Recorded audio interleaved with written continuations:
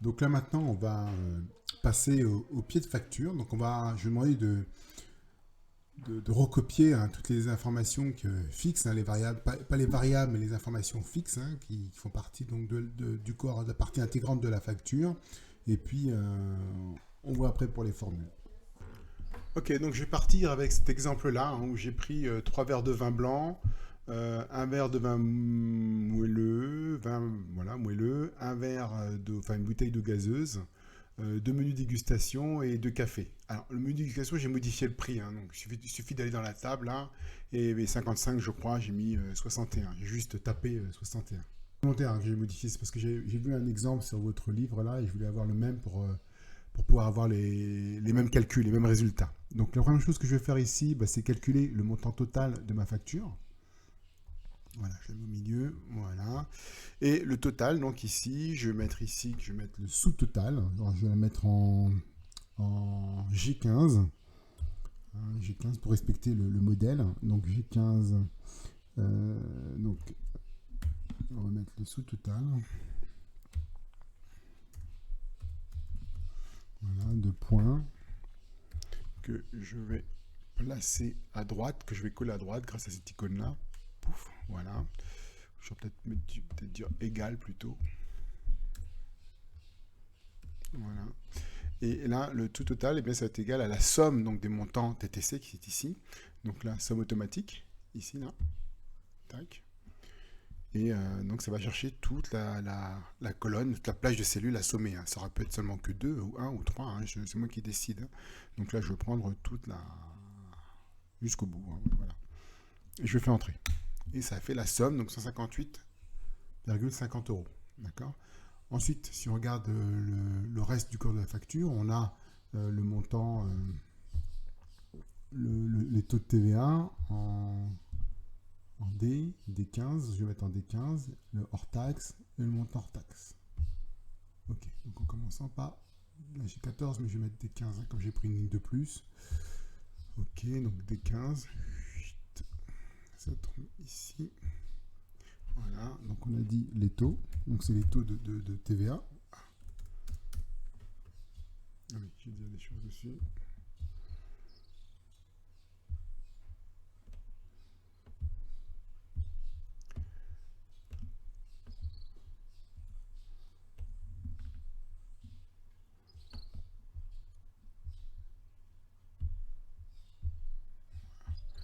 Voilà, le taux de TVA, le hors taxe et le montant de TVA. Donc, ok, voilà les informations fixes. Il reste encore l'adresse du restaurant. Donc je vais faire un copier-coller. Hein, je vais sélectionner donc, toutes les cellules qui sont là. Hop, clic droit à copier ou CTRL C. CTRL C. Hop. Et je vais le coller ici. Ou là, on verra s'il faut déplacer par la suite. Voilà.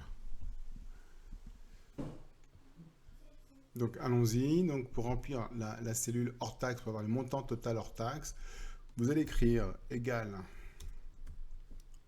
entre somme. Je vais prendre une somme conditionnelle, somme.si, doit y être na. Hein, voilà. Donc ok. Donc la somme.si, on va mettre la plage que l'on veut, sur laquelle on veut travailler.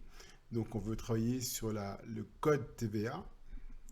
Et on veut dire à l'ordinateur donc, de repérer donc, tous ceux qui ont le symbole A, donc c'est-à-dire les produits à 10%.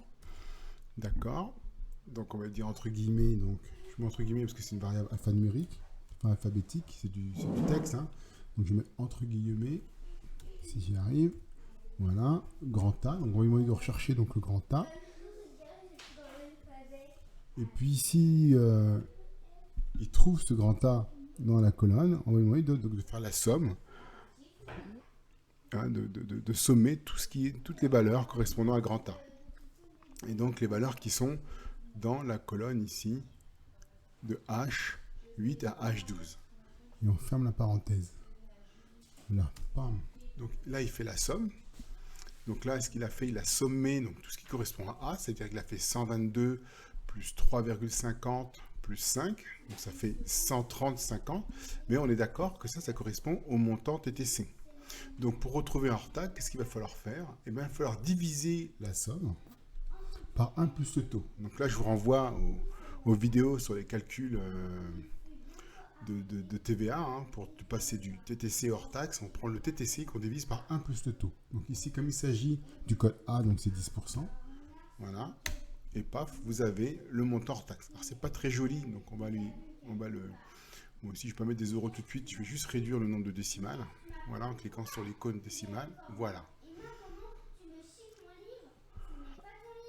Alors, maintenant, on va faire la même chose pour les hors taxes à 20%. Hein. Vous comprendrez que c'est la même formule sur les mêmes plages, sauf que le symbole ici ne sera pas A mais B. Donc, je ne vais pas recopier vers le bas parce que ça va tout décaler. Je vais la réécrire entièrement. Et puis, sur un plan pédagogique, ce sera mieux. Égal, donc somme. Donc, je double-clique sur la somme, voilà. Je choisis donc de rechercher ici, sur cette plage-là, toutes les valeurs qui comprennent B, correspondant à B. Voilà.